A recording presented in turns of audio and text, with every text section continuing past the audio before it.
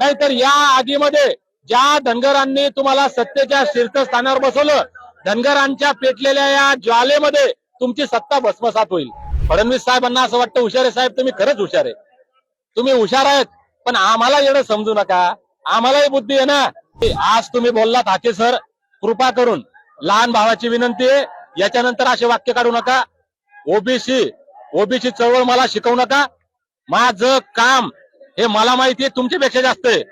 नमस्कार, story.com च्या या लाईव्ह फेसबुक लाईव्ह मध्ये तुम्हा सर्वांचं स्वागत. 21 तारीख ही डेडलाईन दिली होती आणि आज दीपक बोराडे हे गनिमा कावा करून या आझाद मैदानावर आले होते. सरकारकडून अडवणूक झाली, दडपशाही झाली, मात्र ती न जुमानता धनगर बांधव मोठ्या संख्येने आझाद मैदानावर आले. आपल्या सोबत आहेत धनगर समाजाचे नेते दीपक बोराडे, आपण त्यांच्याशी बोलूया. दादा, तुम्ही 2 महिन्यापूर्वी ज्या तारखेची घोषणा केली होती, मात्र सरकारने तुम्हाला इथं आंदोलन करण्यासाठी दडपशाही केली, परवानगी दिली नाही, काय सांगा? सरकारला आमचा संविधानिक अधिकार मारत इथल्या आंदोलनाची परवानगी नाकारली होती. मी पोलीस प्रशासनाला विनंती केली होती की तुम्ही परवानगी नाकारणं चुकीचं आहे. आजही आता या क्षणाला आपण पाहू शकता 10 उपोषणं सुरू आहे. मग इथं 10 उपोषणं सुरू आहे, यांना 26 जानेवारीची अडचण नाही. आता उपोषणं सुरू आहे, यांना आचारसंहिता नाही. दीपक बोराडेला आणि धनगरांनाच का आचारसंहिता लागते? अण्णा, आता इथं बॅनर नाहीत का? आता इथं उपोषण चालू नाही का आझाद मैदानात? माझा हा प्रश्न त्या दिवशी होता की पोलीस धनगर समाजाचा स्वाभिमान दिवसण्याचं काम करतंय. आम्ही न्यायालयात जातो, न्यायालयाने तेच केलं ना. आता इथं चालू आहे, न्यायालयाला हे दिसत नाही का? धनगरांनाच का तुझा भाव? 2 नंबरचा धनगर समाज आहे. अरे आमचं काही अस्तित्व आहे का नाही इथं? आमचा स्वाभिमान दुखावला म्हणून आम्ही इथं आलो.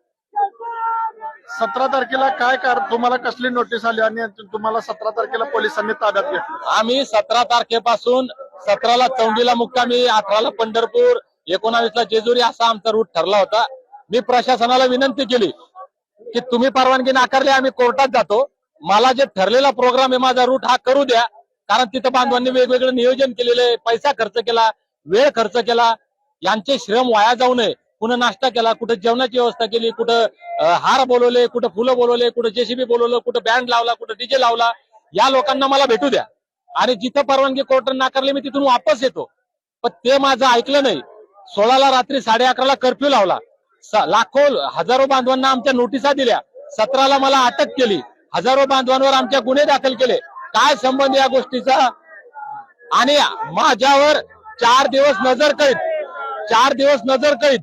मी नजरकैद मध्ये आता इथं कसा आलो हा फार मोठा इतिहास मी सांगत नाही, पण लक्षात ठेवा की तुमचा पंगा एका दीपक बोराडे नावाच्या व्यक्तीशी झालाय. अरे नावातच दीपक आहे, या दीपकनं चिंगारी नाही पेटवली, आग लावलेली आहे. त्याच्यामुळे तुम्ही धनगरांचा सन्मान करून राहा, धनगरांना दिलेला शब्द पाळा. नाहीतर या आगीमध्ये ज्या धनगरांनी तुम्हाला सत्तेच्या शीर्षस्थानावर बसवलं, धनगरांच्या पेटलेल्या या ज्वालेमध्ये तुमची सत्ता भस्मसात होईल. सर, तुम्ही तुमच्या गनिमी काव्याची खूप चर्चा होत आहे. आज सकाळी तुम्हाला पोलिसांनी ताब्यात घेतलं होतं, प्रकाश शेंडेंनी वगैरे फोन केले, त्यानंतर पोलिसांनी सोडलं, मात्र तुम्ही एका गेटवरून झाडावर चढून मैदानामध्ये आला. नाही, 17 तारखेला मला अटक केली होती. त्या दिवशी प्रकाश अण्णांनी फोन केला, 17ला मला कोर्टापुढे प्रेझेंट करून सोडलं. आज मी फार रंजक प्रवास करत आलो.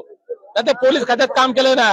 अरे जर यांना दिमाग आहे, फडणवीस साहेबांना असं वाटतं हुशार आहे साहेब, तुम्ही खरंच हुशार आहे, तुम्ही हुशार आहेत, पण आम्हाला एवढं समजू नका, आम्हालाही बुद्धी आहे ना. आणि गनिमी कावा छत्रपती शिवरायांपासून मल्हारराव होळकरांपासून, म्हणजे शिवाजी महाराजांचा गनिमी कावा डोंगरदऱ्यातला होता. मल्हाररावांचा गनिमी कावा हा फ्लॅट म्हणजे सपाट भूभागामध्ये होता. हे दोन्ही गनिमी काव्यांचा आम्ही अभ्यास केलाय. त्याच्यामुळे येणाऱ्या काळात आमची परीक्षा घेऊ नका, धनगरांची परीक्षा घेऊ नका. आम्ही शांत आहोत, आम्ही साधे भोळे आहोत. धनगर भोळे आहेत, तसा धनगर भोळा आहे, त्याला तिसरा डोळाही आहे. आमचा तिसरा डोळा जागा करू नका. आम्ही काय मागतोय? जे बाबासाहेबांनी दिले, जे संविधानानं दिले ते मागतोय. जे तुम्ही आश्वासन दिले फडणवीस साहेब लाखो लोकांमध्ये ते मागतोय. काय मागतोय वेगळं आम्ही?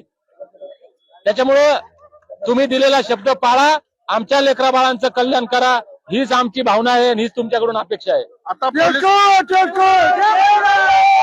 पोलीस प्रशासनासोबत तुमची काय चर्चा झाली आहे? मी पोलिसांना विनंती केली की पोलिसांनी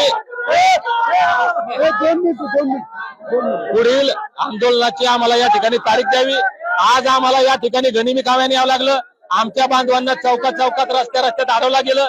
आमची प्रशासनाला विनंती आहे, तुम्ही आम्हाला सन्मानानं या ठिकाणी येऊ द्या.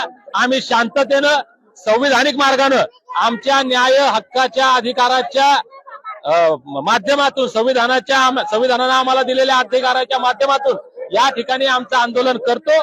सरकार पुढे आमच्या मागण्या मानतो. सरकारनं ते ऐकाव्या, मान्य कराव्या यासाठी आम्ही लढा देतो. म्हणून आम्हाला तुम्ही एक तारीख सांगावी, आम्ही त्या दिवशी यायला तयार आहे. तशी तारीख देण्याचं आश्वासन मिळाले नाही, आता पोलीस प्रशासन चर्चा चालली आहे, त्यांनी आश्वासन दिलं तर आम्ही इथं जातो, काही अडचण नाही. दिलं त्यांनी चर्चा आश्वासन दिलं, तारीख दिली तर तुम्ही इथून जाता, नाही तर नाही. बरं. आता काही राजकीय प्रतिक्रिया पण उमटतात. लक्ष्मण हाके यांनी हे आरक्षणाचं आंदोलन म्हणजे धनगर समाजात ओबीसीचं आंदोलन कुठंतरी मोडण्यासारखं आहे, आंदोलनात सहभागी न होण्याचं आव्हान त्यांनी समाजाला केलं.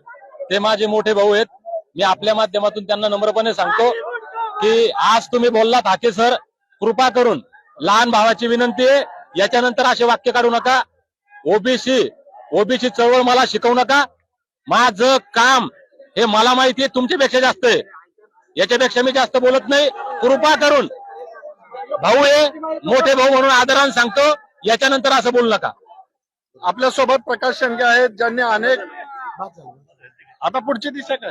पुढची दिशा जे समाज ठरवल ती पुढची दिशा, जे समाजासाठी योग्य असेल ती पुढची दिशा. ठीक आहे. हे होते दीपक बोराडे. जर पोलीस प्रशासनाने आम्हाला आश्वासन दिलं, तारीख दिली, वेळ दिली तरच आम्ही इथून जाणार, अशी घोषणा दीपक बोराडे यांनी केलंय. कॅमेरामॅन दीपक साळुंकेसह मी प्रकाश पाटील, story.com, मुंबई.